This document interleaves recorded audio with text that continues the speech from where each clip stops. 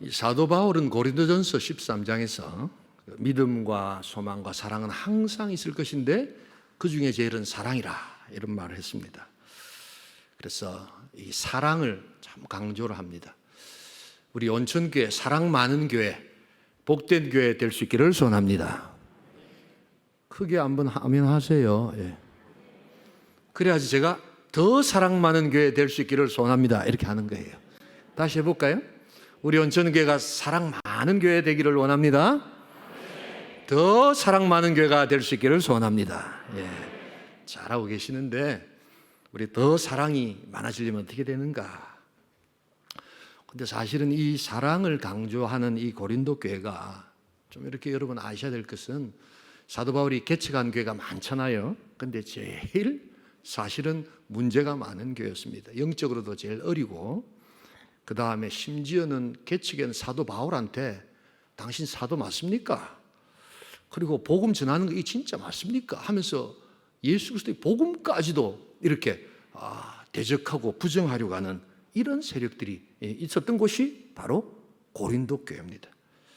그래서 이 사도 바울이 이제 그런 자신에 대한 오해와 비난 속에서도 그는 품격을 잃지 않고 사랑이 어떤 것인가 하는 것을 보여주고 있는데, 오늘 우리가 생각하는 그러한 이렇게 섬기고 좋아하고 웃고 하는 이런 방식이 아닌 좀 다른 사랑의 방식이 있다는 것을 여러분 아셔야 합니다. 우리도 이것을 꼭 말씀으로 배워서 더 많은 사랑 우리 행할 수 있기를 소원합니다. 사도 바울이 품격을 잃지 않고 오해 속에서도 비난 속에서도 그가 했던 사랑의 방식, 첫 번째는 조각이 아닌 전체를 보는 사랑을 했다는 사실입니다. 우리 다 함께 고린도후서 1장 우리 17절 함께 읽겠습니다. 죄송합니다. 14절 읽겠습니다. 너희가 우리를 부분적으로 알았으나 우리 주 예수의 날에는 너희가 우리의 자랑이 되고 우리가 너희의 자랑이 되는 것이라. 이 바울을 자꾸만 비난하는 사람들 중에 왜 방문 계획을 해놓고는 와니 마음대로 바꾸노? 이렇게 이야기를 합니다. 너 은행일치가 안 된다.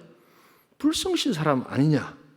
이러면서 자꾸만 사도 바울을 비난합니다. 근데 여러분 사실은 그게 아니지요. 왜 안 갔느냐 하면 하도 이 고린도 교회가 문제가 많기 때문에 가면 책망을 해야 되는데 그렇게 하면 우리 사이가 너무 좋아지지 않지 않겠느냐. 그래서 좀 냉정함을 유지하고 조금 우리가 서로를 본 다음에 내가 방문하겠다는 사실은 사도 바울의 깊은 배려였고 사랑이었습니다. 근데 이거를 이렇게 막 그냥 은행일치가 안 된다 이러니까 사도 바울이 얼마나 힘들었겠어요. 그러면서도 사도 바울은 그때 품격을 잃지 않고 사랑을 이야기하는데 뭐라고 이야기하느냐? 바로 너희들이 나를 부분적으로 알고 있다. 부분적으로 알고 있다. 이런 표현을 많이 씁니다. 그리고 온전히 알기를 바란다. 여기 사도 바울 쓰는 이 부분이란 단어가 여러분 참 중요한 단어입니다. 메로스라는 단어인데요. 여러분 조각 알고 있다. 이런 겁니다. 사도 바울이 우리 인생을 향해서 단 우리가 알고 있는 것들에 대해서 이런 표현을 자주 씁니다. 우리 고린도전서 13장 9절 한번 읽겠습니다. 고린도전서가 13장이 사랑장 아닙니까? 근데 뭐라고 이야기하는지 한번 보겠습니다. 함께 읽습니다. 우리는 부분적으로 알고 부분적으로 예언하니. 똑같은 단어입니다. 예언하고 방언하지만 부분적이라는 것입니다. 온전하지가 않는다는 겁니다. 그래서 우리가 정말 사랑한다면 내가 부분적으로밖에 모르는구나. 전부 다 아는 게 아니구나. 찬란한 전부를 보려고 애를 쓰는 게 사랑이다라고 이야기를 하는 겁니다. 내가 유일하게 아는 것이 하나 있다면 나는 모든 것을 다 모른다라는 것입니다. 그래서 뭘 좀 사랑하시려면 자꾸만 많이 알아가려고 하고 부분에서 머무르지 않도록 애를 쓰는 복된 성도 될 수 있기를 소원합니다. 여러분 그 아내 보고 남편이 마치 아내를 다 아는 것처럼 이야기할 때 그때부터 불행이 시작됩니다. 자녀를 당신이 알긴 뭘 알아? 내가 더 잘 알지. 이럴 때 불행이 시작됩니다. 여러분 당신에게 이런 면이 있었어. 놀래줄 줄 알고 우리 남편한테 이런 면이 있었구나 기뻐할 줄 알고 이래야 되는데 뭐 똑같습니다 이래버리면 그때부터 나는 다 아는데요. 여러분 불행이 시작되는 겁니다. 결코 다 알아갈 수가 없는 것이 인생이요 하나님이십니다. 그래서 자꾸만 정보를 제한해 두지 마시고 사랑한다는 것은 그 사랑에 대한 정보를 계속해서 확대시켜 나가는 겁니다. 여러분 사탄과 선동가의 특징이 뭡니까? 이게 정보를 왜곡하고 편협된 정보 속에서 편향된 이야기를 자꾸만 하면서 그걸로 사람들의 감정과 행동을 이렇게 이끌어가는 바로 그것이 사단의 행동이요 선동가의 모습입니다. 창세기 3장을 보십시오. 사단이 하와를 찾아와가지고 하나님 말씀 그대로 정보를 전달합니까? 왜곡시켜서 야, 니 죽겠나? 아이고 안 죽는다. 뭐 이러면서 싹 넘어오니까 나중에 어찌 하는 겁니까? 절대로 안 죽는다. 이렇게 하면서 확 넘어가 버립니다. 사단의 선동에 넘어가는 것이죠. 정보의 보편성과 편만성을 그들은 방해합니다. 여러분 저는 요사이 이런 정치하시는 분 보면서 정말 한 지역과 한 이데올로기에 머물러 있는 모습을 보면서 너무너무 염려가 됩니다. 이 세상이 전체가 어떻게 돌아가는지, 이 세상의 흐름이 어떤 것인지를 우리에게 충분한 정보를 주지 않고 왜곡되고 부분적인 정보만을 주면서 따라오라고 할 때 여러분 우리는 정말 어디로 가는지 위험한 곳으로 갈 수밖에 없다는 것을 잊지 말아야 합니다. 사랑한다면 모든 정보를 알아가야 합니다. 사랑한다면 점점 더 많이 알아가야 합니다. 그래서 내가 부분에서 머무르지 않겠다는 것, 그것이 바로 사랑의 또 다른 방식이라는 것을 잊지 말아야 합니다. 그래서 내가 부분에 머무르지 않고 전체를 보기 위해서는요, 한 가지 인정하셔야 될 게 있습니다. 이게 바로 회개입니다.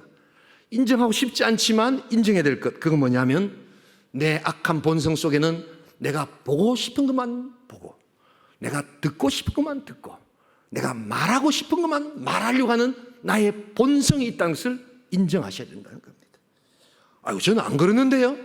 여러분 그렇지 않습니다. 우리 타락한 본성은 내가 취득하고 싶은 정보만 취득해서 내가 말하고 싶은 것만 말하려고 하는 성향이 모두에게 있다는 것입니다.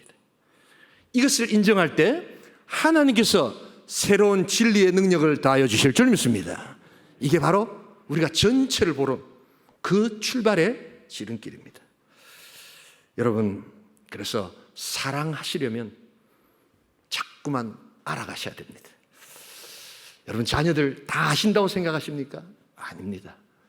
여러분 우리가 모르는 자녀의 또 다른 모습이 있을 수 있다는 것을 여러분 아시고, 오히려 나보다 우리 아이들을 더 잘 알고 계시는 하나님께서 우리 아이를 하나님 양육시켜 주시옵소서. 우리 아이를 전체를 볼 수 있는 그런 마음들을 허락해 주시옵소서. 여러분 그렇게 기도해야 합니다. 우리 교회는 생명을 살리고 사람을 세우고 치유하는 행복한 교회가 되어야 될 줄 믿습니다. 사람을 살리고 치유하려면 부분에서 머물러 있어서는 안 되지요. 그것은 정죄고 판단이지요.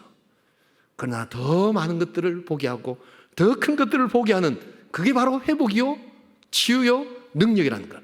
사람이 이렇게 크는 것이고 사람이 이렇게 살아가는 것이고 사람이 이렇게 회복된다는 것을 여러분 알아야 합니다. 여러분 사랑하십니까? 더 많은 사랑을 하기를 원하십니까? 사랑하는 자에게 사랑하는 대상을 부분에 두지 마시고 자꾸만 전체로 더 많이 알아가셔서 복된 사랑, 전부의 사랑을 올려드리는 귀한 공동체, 귀한 성도 될 수 있기를 주님으로 축복합니다. 두 번째로 오늘 이 품격을 잃지 않는 사도 바울의 사랑의 방식은 조각이 아닌 전체를 보고, 두 번째는 모함이 아닌 명료함에 대한 사랑이라는 것을 보여주고 있습니다. 우리 다 함께 1장 19절을 먼저 한번 읽겠습니다. 함께 읽습니다. 우리 곧 나와 실로아노와 디모데로 말미암아 너희 가운데 전파된 하나님의 아들 예수 그리스도는 예하고 아니라 함이 되지 아니하셨으니 그에게는 예만 되었느니라. 예수 그리스도는 하나님 안에서 항상 예인 줄 믿습니다. 예수 그리스도는 하나님 안에서 항상 아멘이신 줄 믿습니다. 이럴 때 크게 아멘 하시면 복이 있을 줄 믿습니다. 예수님이 항상 아멘이라고 하는데 가만히 계시겠습니까? 근데 그게 무슨 말입니까? 알고 아멘 하십시다. 예. 자, 가르쳐 드리겠습니다. 하나님이 약속하신 것이 그리스도 안에서 다 이루어지고 성취되었다는 의미에서 아멘이 되신 줄 믿습니다. 그런 겁니다, 여러분.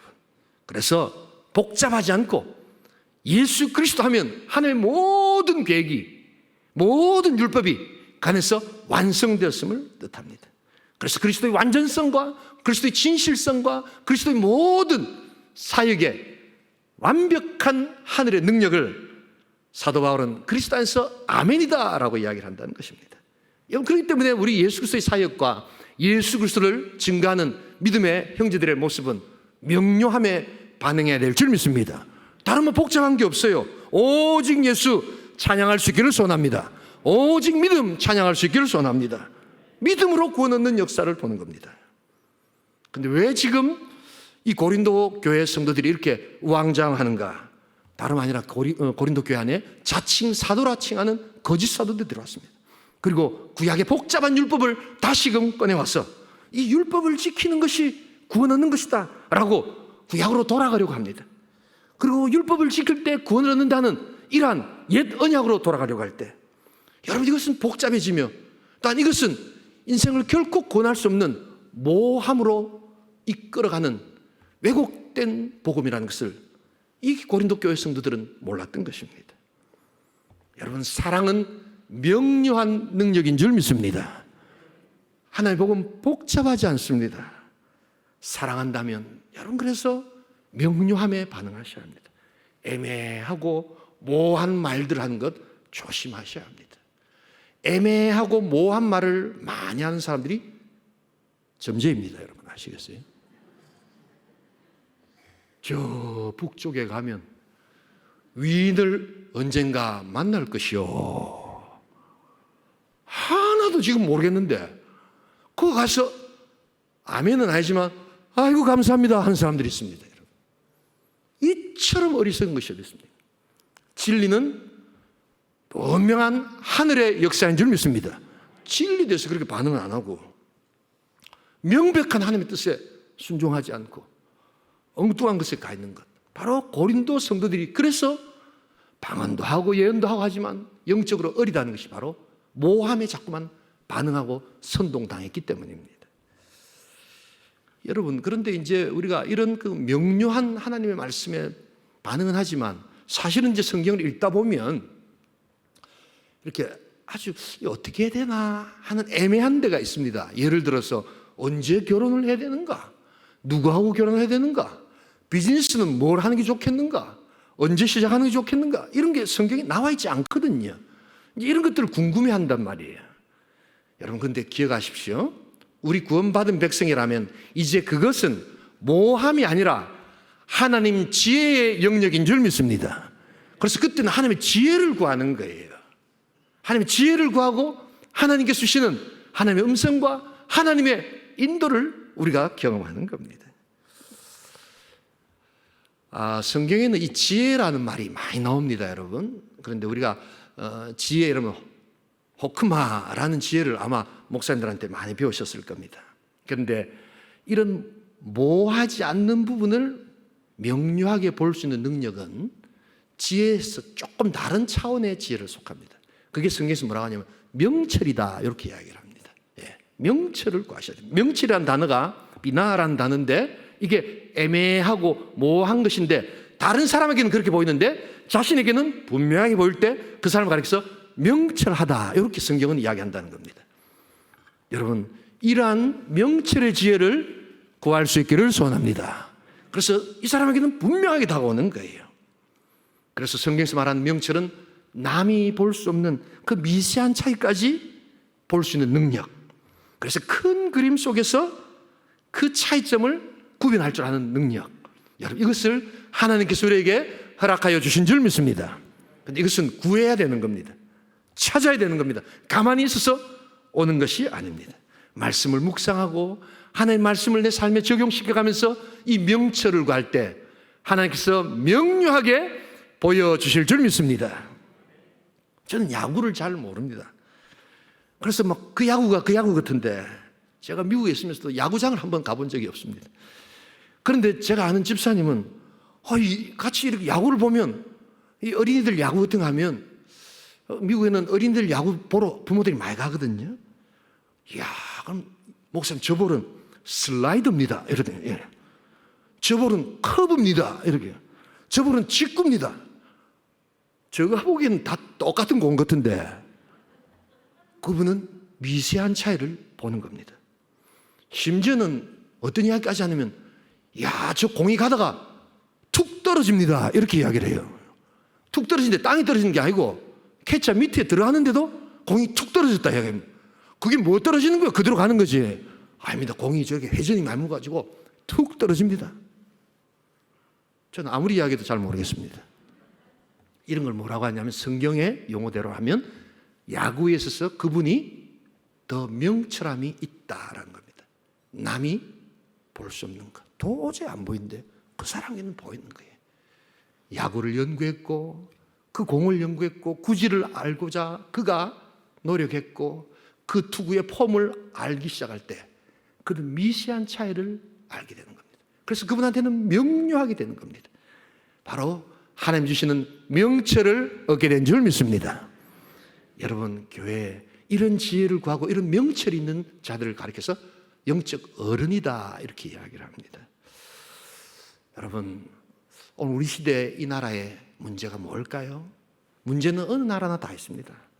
근데 어른이 없다는 게 문제입니다. 그래서 이 상황 가운데서 이렇게 나아가면 우리나라가 어떻게 될 것인가에 대해서 선견지명을 가지고 포사이트를 가지고 이 행동이 그 다음에 오는 결과와 방향에 대해서 먼저 이야기할 줄 아는 그런 어른들이 지금 없습니다. 그러니까 혼돈 속에 빠져 있는 겁니다. 특정한 지역과 단체 안에서 그냥 아무것도 보지 못합니다. 교회도 마찬가지입니다.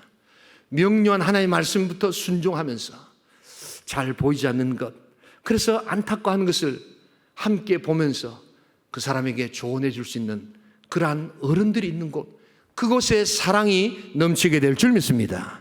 사랑은 이렇게 섬기고 웃고 뭐 이렇게 좋아하는 것도 사랑이지만 정말 보지 못하는 것들을 함께 보아주고 그래서 함께 그 방향으로 가면서 남들은 한두 가지밖에 생각하지 못하지만 이 상황에서 여러 가지 상황들을 보면서 그 선택의 방안이 어떤 결과를 나타낼 것인가.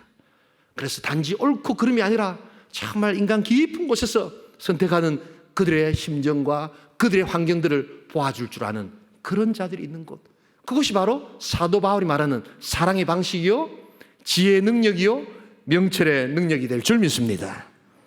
여러분, 그래서 사랑하시려면 이런 명료함을 자꾸만 만들어 가셔야 합니다. 애매한 소리 하는 것이 아니라, 말도 안 되는 소리를 하는 것이 아니라 하나님 안에서 항상 하나님 안에서 항상 예하셨던 예수 그리스도, 바로 그분의 마음과 생각을 우리가 증거하는 그런 사랑 많은 교회, 명료함에 반응하는 복된 교회 될 수 있기를 주님의 이름으로 축복합니다. 우리 세 번째로 오늘 우리 오해와 여러 가지 비난 속에서도 품격을 잃지 않는 사도 바울의 사랑의 방식은 조각이 아닌 전체를 보고 또 모함이 아닌 명료함을 보고, 세 번째가 한쪽이 아닌 양쪽을 듣는 사랑의 것을 보여주고 있습니다. 우리 다 함께 올라가서 17절 18절을 같이 한번 읽겠습니다. 함께 읽습니다. 이렇게 계획할 때 어찌 경솔히 하였으리요, 혹 계획하기를 육체를 따라 계획하여 예하면서 아니라 하는 일이 내게 있겠느냐. 하나님은 미쁘시니라 우리가 너에게 한 말은 예하고 아니라 함이 없노라. 이 고린도 후서는 사도 바울이 좀 자기를 설명하는 좀 그런 어떤 내용이 많이 담겨 있습니다. 그래서 굉장히 좀 인간적으로 읽으면 좀 감정이 확 다가오는 그런 어떤 사도 바울의 인간미랄까요? 이런 게 좀 느껴지는 건데, 이 사도 바울에 대한 오해가 참 많았습니다.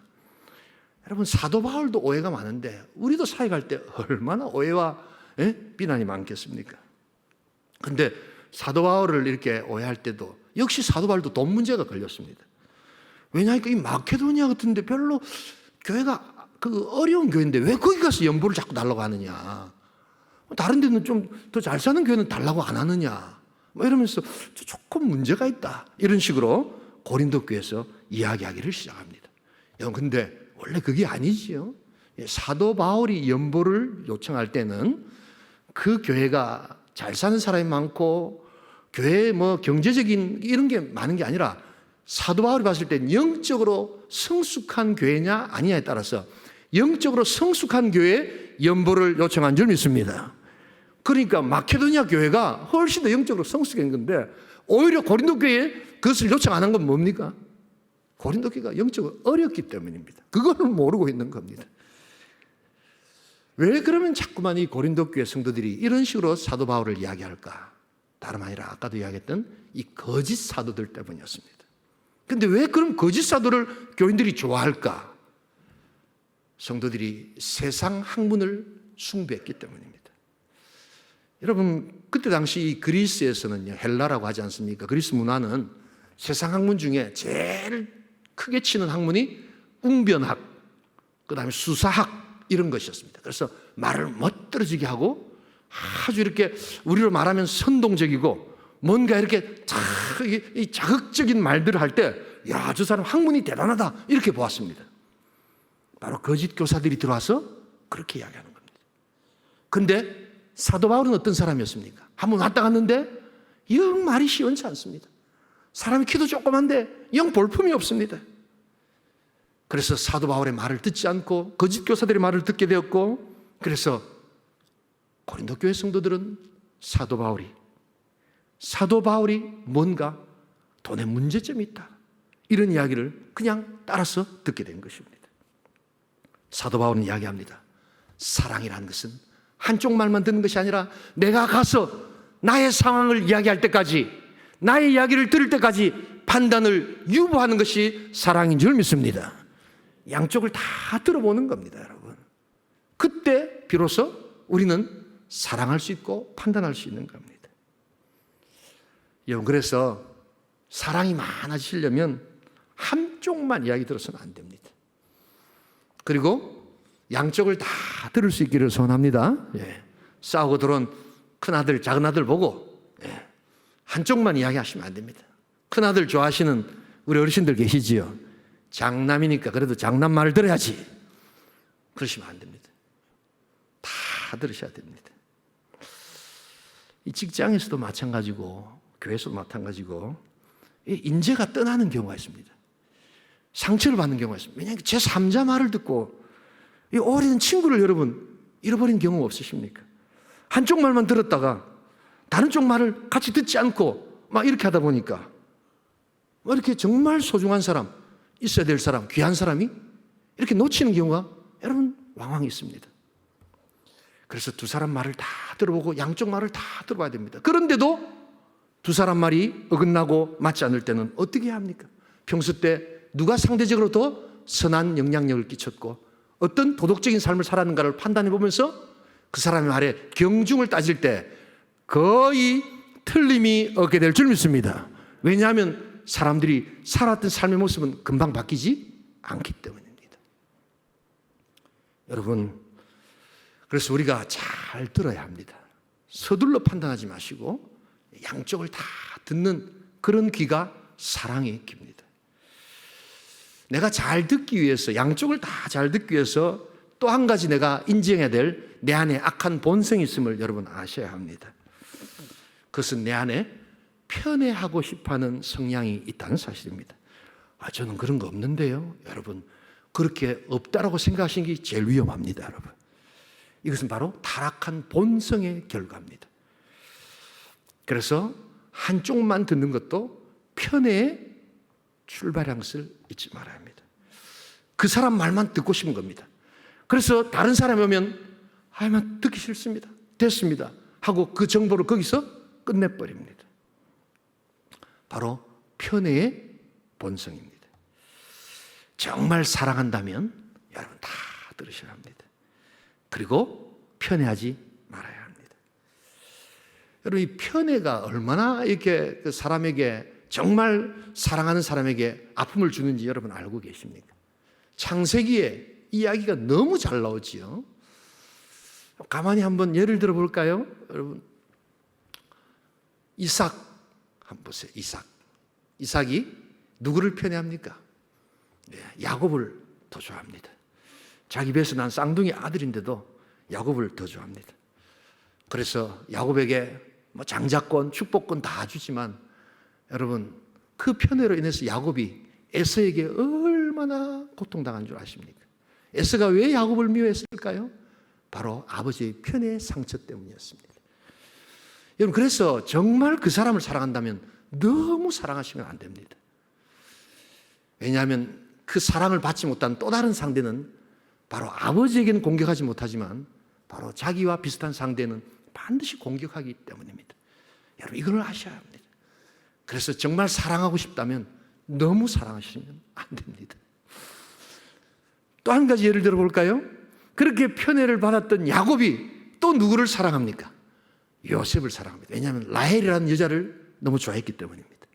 그래서 요셉을 사랑하다 보니까 요셉이 왜 고통을 당합니까? 형들이 아버지가 없는 사이에 이 녀석 그냥 구덩이에 빠져 죽이자라는, 정말 형들이 이럴 수 있나라는 이야기를 합니다. 왜 그럴까요? 바로 아버지의 편의 상처 때문이었다는 것을 여러분 알아야 합니다. 그래서 하나님께서는 다 섭리 가운데 이끄시지만 요셉이 그렇게 고통받았던 첫 출발은 바로 편의 아픔, 바로 그것이었습니다. 너무 사랑하는 사람이 있으면 적당히 사랑해야 될 줄 믿습니다. 그게 가장 사랑하기 좋은 방법입니다. 여러분, 그래서 양쪽을 다 들으셔야 합니다. 끝까지 들으셔야 합니다. 그럴 때 사랑이 더 많아진다는 것을 잊지 말아야 합니다.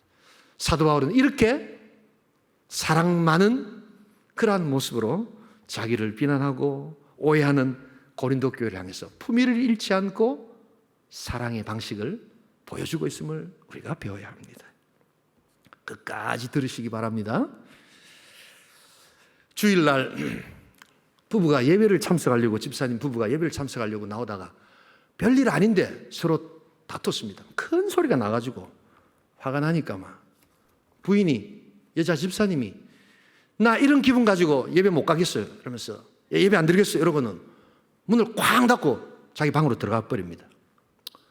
남편은 뭐 그래도 예배 참석해야 되겠다 싶어서 이제 예배 참석합니다. 예배 참석하고 이제 돌아왔는데 남편이 그냥 많이 바뀌어 있는 거예요. 그래가지고 점심을 자기가 이렇게 다 차려가지고 자기가 이렇게 점심을 다 먹고는 이게 부인한테 와가지고 여보 밥 먹었어? 이렇게 물어보는 거예요. 근데 대답도 안 하고 있으니까 밥을 안 먹었다는 걸 알고는 이 반찬도 만들고 밥도 만들고 그래가지고 물까지 딱 넣어가지고 이렇게 딱 차려주고 저 밖으로 쓱 나가는 거예요. 부인이 굉장히 좀 갑자기 감동이 팍 오는 겁니다. 저 인간이 저래 바뀌었나. 짧은 시간에 저렇게 바뀌고, 근데 또 역시 예배는 참석해야 되겠다. 예배 갔다 오니까 저렇게 많이 바뀌니까. 그러고 자기가 또 예배 참석 못한 것에 대해서 굉장히 좀 찔리고 이렇게 해서 미안한 감이 있고 막 감동과 미안함이 같이 있었습니다. 다음 날이 되었습니다. 그래서 다음 날 월요일이지만 목사님한테 참 고맙다고 이제 인사를 하러 가야 되겠다 싶어가지고 목사님을 찾아갔는데 목사님이 그 교회 화단에다가 물을 주고 있다가 밖에서 만난 겁니다. 목사님, 어제 내가 죄송합니다. 좀 일이 있어가지고 예배를 못 왔는데, 근데 또 감사한 일이 있습니다. 우리 신랑 남편이 성질이 별로 안 좋은데 예배 참석하고 너무 바뀌어 와가지고 참 목사님 귀한 예배, 귀한 설교 참 감사합니다. 목사님 자주 가정을 사랑하라, 내 아내를 사랑하라, 이런 설교 좀 많이 해주시면 좋겠습니다. 그래 해서 저렇게 바뀐 거 아니겠습니까? 막 이렇게 이야기를 합니다. 근데 그 이야기를 듣고 있던 목사님이 이상하다 하면서 의아하게 생각하십니다. 집사님, 제가 어제 설교한 것은 내 아내를 사랑하라는 것이 아니라 내 원수를 사랑하라는 것이었습니다. 로마서 12장 20절 말씀을 설교했습니다. 이렇게 이야기하는 겁니다. 찾아보시겠습니까? 딱 올라오지 않습니까? 함께 읽어보겠습니다. 내 원수가 줄이거든 먹이고 목마르거든 마시게 하라. 그리함으로 내가 숯불을 그 머리에 쌓아놓으리라. 숯불을 머리에 쌓아놓는다는 것은 부끄럽게 만든다 이거거든요. 끝까지 확인해서 이야기하시기 바랍니다.